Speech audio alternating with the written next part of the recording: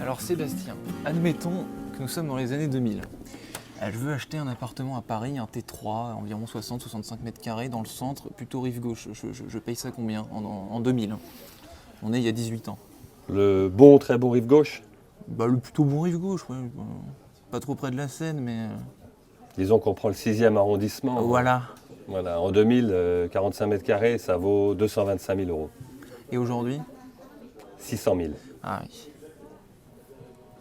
Donc les prix ont été multipliés par 2,7. C'était cher à l'époque, c'est devenu inabordable.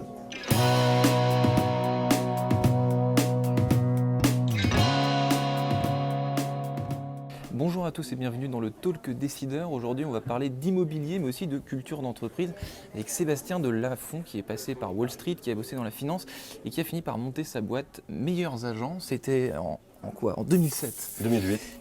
En 2007-2008. Et donc, je vois que vous nous avez, passons directement aux choses sérieuses, vous avez apporté un dauphin. Pourquoi? Pourquoi j'ai apporté un dauphin? C'est bizarre quand même de venir... Oui, c'est tout à fait bizarre. Et j'ai vu que c'était pas fréquent dans votre émission. Je me suis dit qu'il fallait innover un petit peu. Alors, ce cétacé qui est avec nous, il symbolise un modèle, un mode de comportement en entreprise. Vous avez dit que j'avais travaillé à Wall Street et j'ai pu y observer des comportements plus semblables à ceux des requins. Et ceux qui vous mangent ou que vous mangez. Leurs rapports sont très simples, binaires. Ça vous a plu ou pas? Pas tellement, parce qu'on avait le choix entre soit être une proie, soit être un requin. Et je trouve que ce modèle un peu binaire fait perdre énormément d'énergie à tout le monde. Ce n'est pas forcément des environnements dans lesquels on s'épanouit beaucoup, et ils m'ont paru très peu efficaces. Et donc vous avez voulu créer votre propre modèle, donc votre propre culture d'entreprise, donc grâce à cette stratégie du dauphin, qui correspond à quoi, grosso modo, en quelques mots? Quelqu'un a mis dans mes mains un livre quand je suis revenu en France. Alors entre Wall Street et la France, j'avais créé un fonds de capital risque, déjà avec cette idée d'un capitalisme avec du cœur, etc. Mais quand je suis revenu en France, on m'a passé un livre qui s'appelait La stratégie du dauphin, et qui expliquait que le dauphin, à la différence du requin, déjà lui, il se pose des questions sur lui. Il cherche à comprendre quelles sont ses forces et ses faiblesses.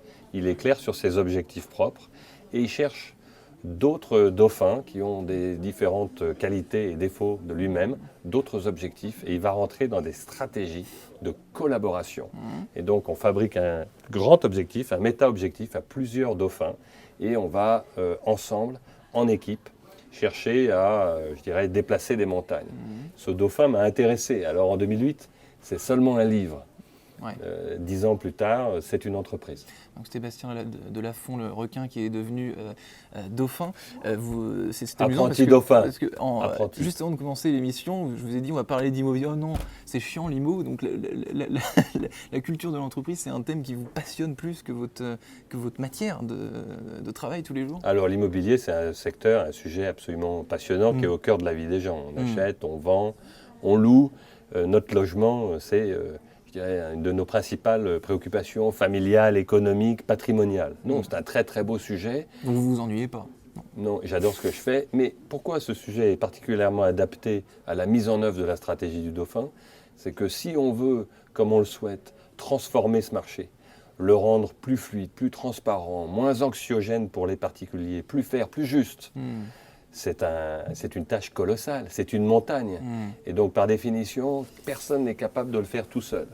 Et donc, il va falloir mettre ensemble une collection de dauphins de talent qui vont mettre en commun leurs qualités pour chercher à déplacer cette montagne de l'immobilier. Donc, les deux sont liés. Donc cette montagne de l'immobilier, donc on la connaît bien, effectivement, il y a plusieurs acteurs que je ne vais pas citer, parce qu'il y en a beaucoup.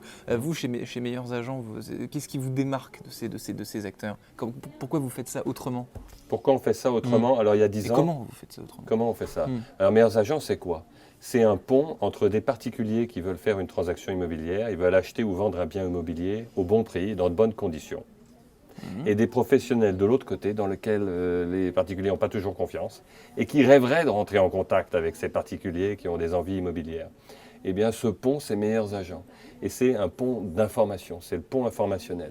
Les particuliers viennent sur Meilleurs Agents pour se renseigner sur les prix de l'immobilier, pour connaître la valeur de leur bien immobilier.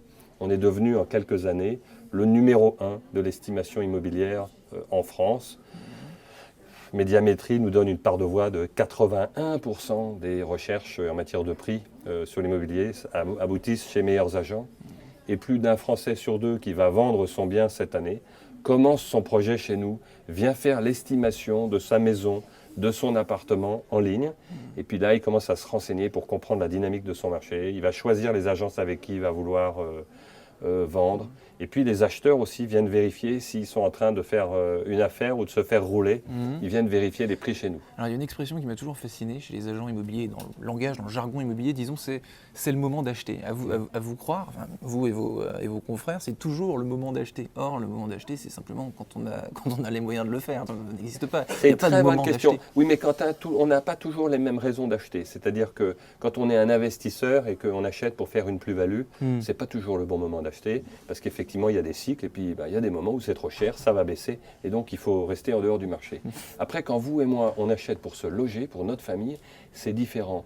Et là, l'expérience prouve qu'il faut acheter le plus tôt possible dans sa vie. Dès qu'une banque veut bien vous financer, ça veut dire que vous avez un CDI, une situation stable, et qu'une banque est prête à vous prêter, il faut y aller et il ne faut pas se poser la question du cycle. Dans le cas des primo-accédants, c'est toujours le moment d'acheter. Oui, dès qu'ils sont finançables. Alors après, ils pourront peut-être se retrouver face à des moments adverses où le marché est baissier, mais ce n'est pas grave parce qu'on achètera quelque chose de plus grand.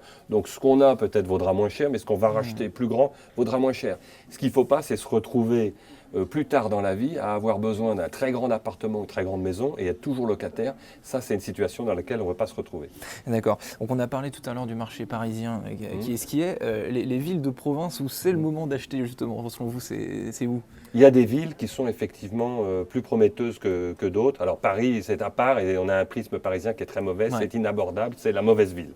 Après, il y a des villes comme Rennes, par exemple, ou Lyon, ou Nantes, qui sont particulièrement dynamiques. Alors dynamique, ça veut dire quoi ? Ça veut dire qu'elles ont un très faible taux de chômage, elles ont une population jeune et en croissance, et elles ont un bon niveau d'infrastructure et des investissements qui non seulement font qu'elles soient attractives aujourd'hui, mais qu'elles le seront encore plus demain.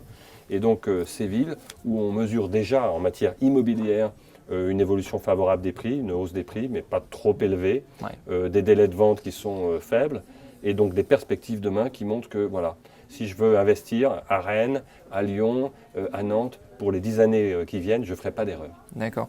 Dernière question, Sébastien Delafont, c'est quoi en ce moment le bien le plus recherché en France ? En moyenne, ce que les gens cherchent le plus? J'adore cette question. Je ne vais pas me tromper si je vous parle d'une petite surface, ça va être un studio ou un 2 pièces, bien placé au centre d'une ville dynamique. Ça réunit tous les suffrages. Et ça part comme des petits pains. Et ça part en ce moment comme des petits pains. Merci Sébastien Delafont. Merci.